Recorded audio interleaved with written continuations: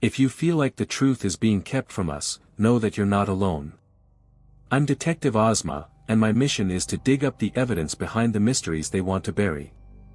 Tonight's case takes us to rural Brazil in the late 1950s, long before alien abductions became a common topic in popular culture. In fact, many researchers consider this to be the first modern abduction case ever reported.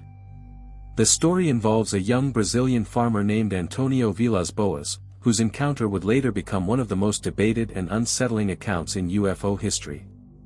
For decades, his testimony has divided investigators, scientists, and skeptics alike. Some believe he experienced the first documented human abduction by extraterrestrials.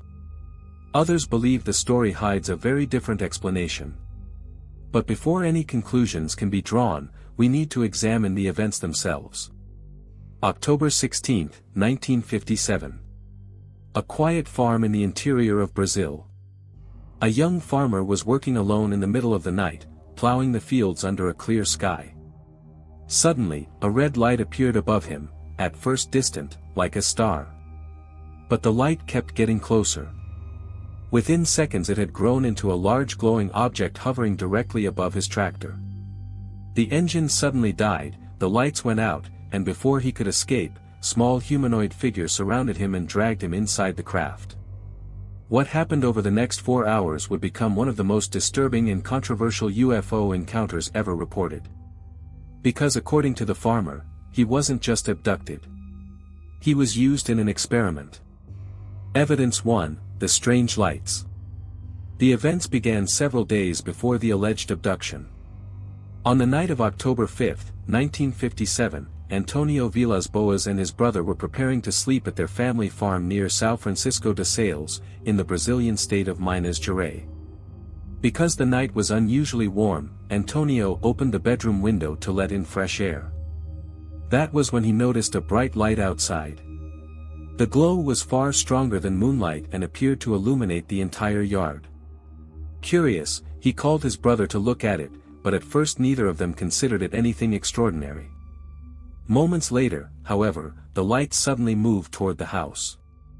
Startled, Antônio quickly shut the window. Within minutes the glow rose above the roof and disappeared. At the time, the brothers dismissed the event. But the light would return. Evidence 2, the second encounter. 9 days later, on October 14, Antônio was working the fields with his brother using a tractor. Suddenly, a bright red light appeared again at the edge of the field. The glow was intense enough to hurt their eyes and illuminated a large portion of the farmland. Curious, Antônio attempted to approach the object. But every time he moved closer, the light moved away. This strange exchange repeated itself several times before the object suddenly vanished. By then, something clearly unusual was happening on the farm. But the most dramatic event would occur just 2 nights later. Evidence 3, the night of the abduction. In the early hours of October 16, 1957, Antônio was working alone in the fields around 1 a.m. While driving the tractor, he noticed a red star in the sky. But the star was moving. Within moments it grew larger and larger until it revealed itself as an oval-shaped craft emitting a strong red glow. The object descended slowly and hovered roughly 50 meters above him, lighting the entire field like daylight. After a few seconds, the craft descended further and landed about 15 meters away. 3 metallic supports extended from its underside, confirming that the object had landed deliberately. Realizing something was terribly wrong, Antônio tried to escape using his tractor. But the engine suddenly stopped. The lights died. And before he could run far, a small humanoid figure grabbed him. Evidence 4, the capture. The being was roughly 1.5 meters tall, wearing a tight gray suit and a helmet that covered most of its head. Antônio managed to punch the creature and briefly break free. But 3 more beings immediately appeared and restrained him. They lifted him from the ground and dragged him toward the craft. A door opened in the hull, revealing a narrow metal ladder. Despite resisting, Antônio was forced inside. Once the hatch closed, the door blended seamlessly into the metallic wall, leaving no visible opening. He had no way out. And if you've made it this far into the case, you're clearly someone who wants the full picture, the pieces they don't put together for us. So stay close to the investigation. Make sure you're subscribed, because the next files connect in ways most people never realize until it's too late. Now, back to the Villas Boas case. Evidence 5, inside the craft. Inside the object, Antônio described rooms made entirely of polished metal illuminated by square lights embedded in the ceiling. The beings removed his clothes and covered his body with a strange liquid applied with something resembling a sponge. The substance felt cold but quickly evaporated. He was then taken to another room where tubes were attached beneath his chin. Blood was extracted into a glass container. Afterward, he was left alone in a chamber where a strange gas filled the room, causing nausea and severe discomfort. Then something unexpected happened. A woman entered. Evidence 6, the encounter. The woman was humanoid but unlike any person Antônio had ever seen. She was short, with platinum blonde hair and large blue eyes. One detail stood out in his description: while the hair on her head was pale blonde, the hair under her arms and around her body was bright red. According to Antônio's testimony, the woman approached him silently and initiated physical contact. He later stated that the strange gas in the room appeared to influence his behavior. The two eventually had sexual relations.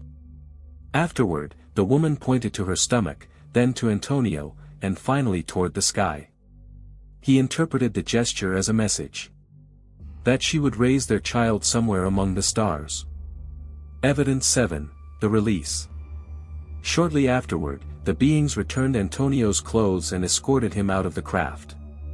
Before leaving, he attempted to take a device from inside the ship as proof of the encounter. But the beings quickly stopped him and took it back. Moments later he was guided down the ladder and released. The craft slowly rose vertically into the air before accelerating away and disappearing into the night sky. When Antônio returned home, he realized something strange. More than 4 hours had passed. Evidence 8, the investigation. Months later, Antônio traveled to Rio de Janeiro, where he was interviewed by journalist João Martins and physician Dr. Olavo Fontes. Medical examinations reportedly revealed unusual marks beneath his chin consistent with the location where blood had been extracted. Because of the extraordinary nature of the story, the investigators initially kept his identity secret. For years he was known only by his initials. The case eventually became public and was published internationally in the Flying Saucer Review in 1965, where it quickly gained global attention. Today, many researchers still consider the Villas Boas case to be the first modern alien abduction account ever documented. And that is exactly why this file connects to another investigation already open here on the channel. Because if the Villas Boas encounter may represent the beginning of the modern abduction narrative, the case of Betty and Barney Hill would become one of the events that pushed that narrative into global history. A missing stretch of time. A night drive that refused to make sense. And one of the most studied abduction cases ever recorded.